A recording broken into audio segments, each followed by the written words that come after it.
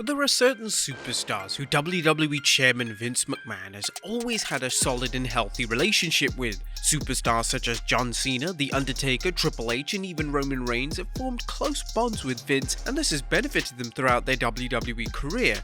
However, there are certain superstars over the years that Vince has grown to dislike both professionally and personally, and for the most part, this opinion has never changed. But which wrestlers are they? Well, join us now as Wrestlelamia looks at 10 WWE superstars that Vince McMahon legitimately hated.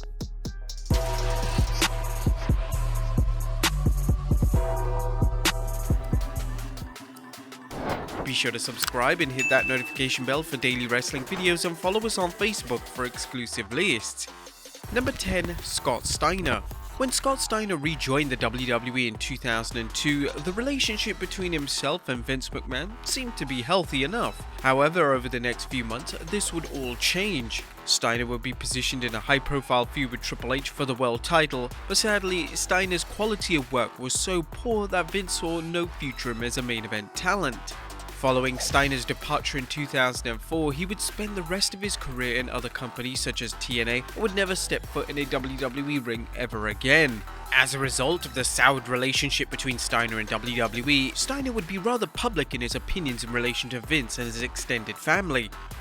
His douchebag daughter, and then Triple H, he wouldn't be in wrestling if he wouldn't be f***ing a boss's daughter, so, All of these comments were inappropriate in nature, and as a result, Steiner has been outright banned from all WWE events, including the WWE Hall of Fame by Vince himself. Number 9. Cedric Alexander. Cedric Alexander still remains on the WWE roster, but this doesn't take away from the fact that it's clear that Vince McMahon isn't a fan of the former Cruiserweight champion. This all started when Cedric ignored a direct order from Vince, and as a result, a number of high-profile superstars including Kurt Angle saw this as the beginning of the end for Cedric's healthy relationship with the WWE chairman. In 2019, it was reported that Vince wanted to bury Cedric as much as possible during a match with AJ Styles, and this actually led to Cedric responding to these claims, and naturally, he rebutted him. When Cedric joined the popular Hurt Business stable in 2020, it wasn't before long that WWE separated the group and Cedric was moved down the card.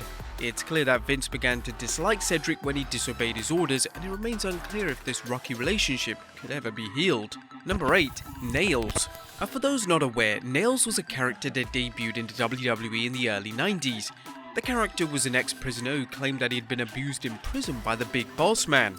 Nails was nothing special in the ring, and a number of people in WWE have stated that Nails thought he should have been a major star in the company. But in one of the craziest stories in WWE history, Nails actually physically attacked Vince McMahon in what was supposed to be a civil meeting between the chairman and one of his talents. According to Bret Hart, this is how the confrontation went down. Vince had problems to deal with in Green Bay. For the past 6 months, he'd been building Kevin Charles as a psycho killer ex-con named Nails. Kevin cornered Vince in his office and screamed at him for 15 minutes about all the lies he'd been told. His yelling got so loud I got goosebumps up my neck as I listened from down the hall. Suddenly, there was a loud crash. Nails had knocked Vince over his chair, choking him violently until Lanza, Slaughter, and a swarm of agents teamed up to pull him off. Nails walked out and immediately called the police and accused Vince of making a sexual advance towards him. Vince was charged as sexual assault. The charges were dropped soon after. Some of the boys actually admired Nails for snatching Vince while covering his tracks to not get charged himself. The last thing Vince wanted was another scandal. Following the intense outburst, Nails would be quite rightly blacklisted from the WWE by Vince and would never be mentioned by the company ever again. Number 7. Rusev. Rusev had a complex relationship with Vince McMahon. When Rusev debuted on the main roster, he was presented well and he received a major push. However, when Rusev began to show more personality, this didn't sit well with Vince. The relationship was truly shattered when Rusev became incredibly popular thanks to the Rusev Day character. Rusev would become one of the most over superstars in the entire WWE, but Vince simply believed that WWE fans were mocking Rusev with the chant. Vince had no plans to push Rusev as a major babyface, and as the reactions got louder, Vince's dislike of Rusev and his character grew. This mindset was completely backwards and completely flawed. At one stage, the relationship between WWE and Rusev was on such bad terms that Rusev actually asked for his WWE release. This was when Vince personally added Rusev to the WrestleMania 34 card, but this did little to change Rusev's happiness or alter Vince's established opinion on the former US champion. Fast forward to 2020 and Rusev will be released by WWE with the official reasoning being budget cuts, but it was clear that Rusev had fallen out of favour with the WWE chairman a long time ago. Number 6. Randy Savage.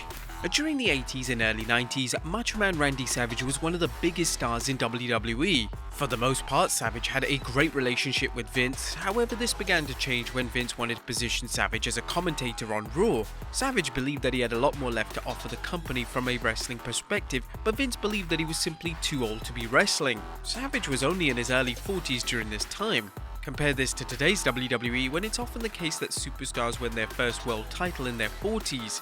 When Savage departed the WWE in '94 for WCW, he would never return to the company. It was believed that Savage was blacklisted from the company and that Vince wanted nothing to do with the former multi-time WWE champion, as he took it rather personally that Savage jumped to WCW.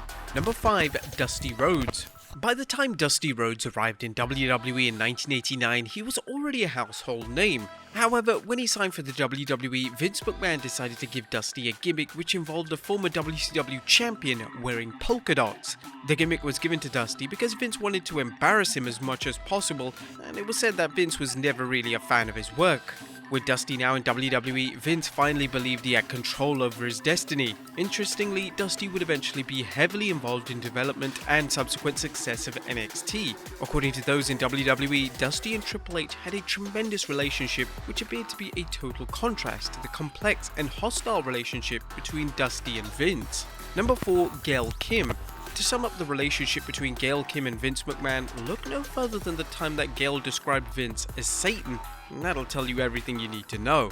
The issues between the two started when Gail was a massive advocate for women's wrestling, but during Gail's time in the WWE, this didn't fall in line with WWE's direction. According to various sources, including Jim Ross, Vince wasn't a fan of Gail's appearance, and as a result, this meant that he had no interest in pushing her. When Gail left the WWE in 2011, the hostility didn't stop there, as Gail had spent the best part of the next decade sharing stories in relation to how Vince didn't like her and how she was held down by him. Number 3. Cesaro. Fans have always assumed that Vince McMahon wasn't a fan of the Swiss Superman Cesaro. This was confirmed when Vince appeared on Stone Cold's podcast and confirmed that he wasn't a fan of him and that he'd failed to grab the brass ring. Vince would even declare that Cesaro wasn't a draw, implying that Cesaro could never make him any substantial amount of money. And for Cesaro's boss to publicly slate him on a WWE production wasn't the best look for anyone involved. Cesaro has had a number of stop-start pushes in his time in the WWE, but these have always fallen flat, and it's unknown why Vince decided to push Cesaro, suddenly change his mind, and then move him down the card. Number 2. Christian. Christian is well established for being one of the most talented in-ring performers of all time. However, Vince McMahon has never seemed to be too big of a fan of the former world champion. According to Bruce Pritchard, Vince wasn't a fan of Christian because he preferred larger-than-life figures and didn't think Christian had a great appearance. So much so that Vince actually disliked showing Christian on camera due to how much he disliked his appearance. Additionally, there were even rumors that Vince wanted to place a blue dot over Christian whenever he appeared on WWE television. This was so Vince personally wouldn't have to see Christian's face and he could focus on producing the show instead of being distracted by his appearance. And number 1. CM Punk. When CM Punk first made his WWE debut back in 2006, it was clear that Vince McMahon didn't get what Punk was about as a performer. This continued throughout Punk's career, and the two would have a lot of conflicting opinions in relation to Punk's character and how he should be presented. The two had a rather public fallout in 2014, which led to Punk's WWE departure, and this fallout even involved Punk receiving his release papers on the day of his wedding. Even though Vince denies that this wasn't deliberate, Punk believes that Vince clearly wanted him to feel as bad as possible on the happiest day of his life. In recent years, it's been reported that Vince doesn't like Punk in any capacity, and he believes that Punk has issues. When there were rumors that Punk was returning to wrestling in the summer of 2021, it was said that Vince had zero interest in bringing him back. The fact that Vince has always been willing to bring back talent, who's even held him up for money in the past, just goes to show how much hatred Vince has for the current AEW wrestler. But there you have it, folks, 10 WWE superstars that Vince McMahon legitimately hates. Be sure to leave your comments down below, and I'll see you next time with some more wrestling content.